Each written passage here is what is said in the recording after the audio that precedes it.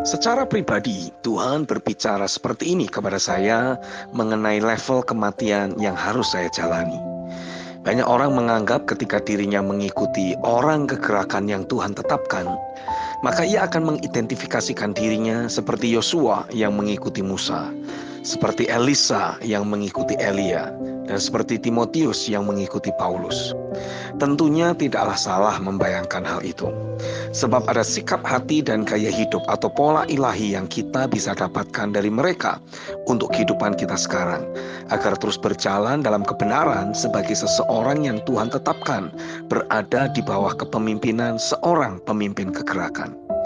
Tapi Roh Kudus menegaskan kepada saya, matikan dari keinginanmu untuk menjadi seperti Yosua, Elisa, ataupun Timotius. Bahkan tidak perlu berpikir ke arah sana sebagai orang yang akan melanjutkan atau berfungsi dalam kegerakan dengan porsi roh dan pengurapan 2 kali ganda. Tidak perlu. Bebaskan dirimu dari keinginan tersebut. Sebab memang sejatinya tujuanmu bukan untuk itu, melainkan untuk mati di kayu salib. Inilah yang disebut keserupaan dengan Kristus. Pokoknya segala hal yang berkaitan dengan aku akan menjadi, semua itu harus mati. Satu saja keinginan kita yang harus kita jagai, yaitu keinginan ilahi, seperti yang Paulus inginkan. Seperti yang ditulis dalam kitab Filipi pasal yang ketiga ayat 10-11. Firman Tuhan mengatakan, yang ku kehendaki ialah mengenal Dia dan kuasa kebangkitannya, dan persekutuan dalam penderitaannya, di mana aku menjadi serupa dengan Dia dalam kematiannya, supaya aku akhirnya beroleh kebangkitan dari antara orang mati. Ada 3 poin penting dari 1 kalimat di atas. Yang pertama, yang ku kehendaki ialah mengenal Dia dan kuasa kebangkitannya. Keinginan di atas bersifat sangat intim.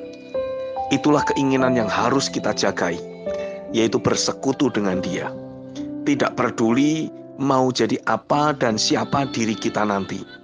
Persekutuan dengan Tuhan merupakan hal yang terutama. Apapun boleh hilang dari hidup kita. Posisi, jabatan, fungsi, harta, dan lain-lain. Tapi satu saja keinginan yang harus kita jagai, yaitu mengenal Dia. Sehingga kapanpun dan dimanapun roh kita akan tetap melekat dengan Tuhan.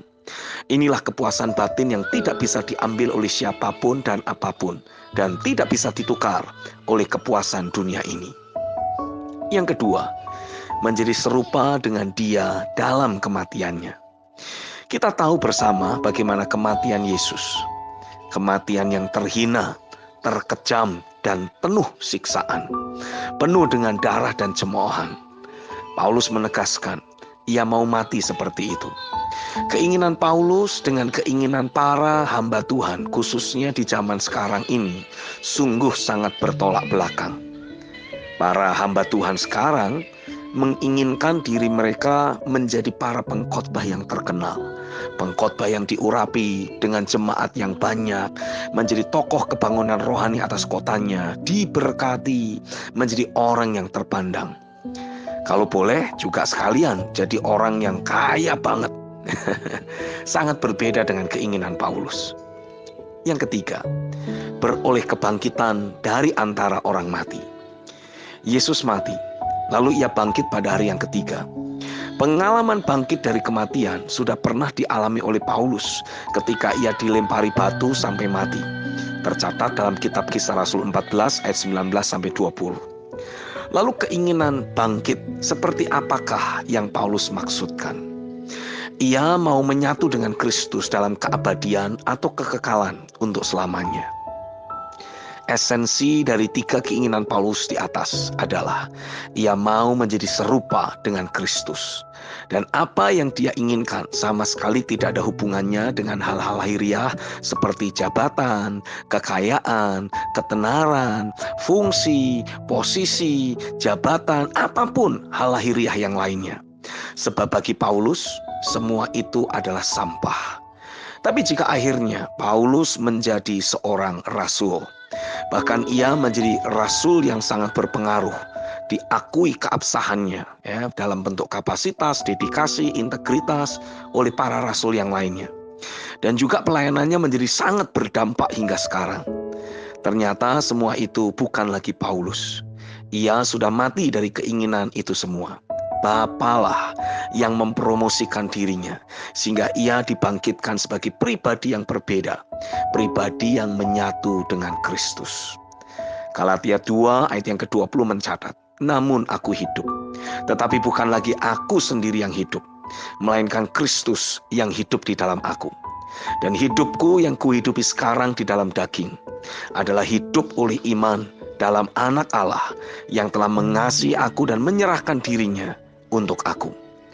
Itulah satu-satunya keinginan yang harus saya jagai. Saya tidak membutuhkan nama besar, saya tidak membutuhkan keterkenalan, saya tidak membutuhkan posisi atau jabatan, saya bahkan tidak membutuhkan pengakuan manusia. Yang saya butuhkan hanyalah Kristus yang memenuhi hidup saya. Titik. Amin.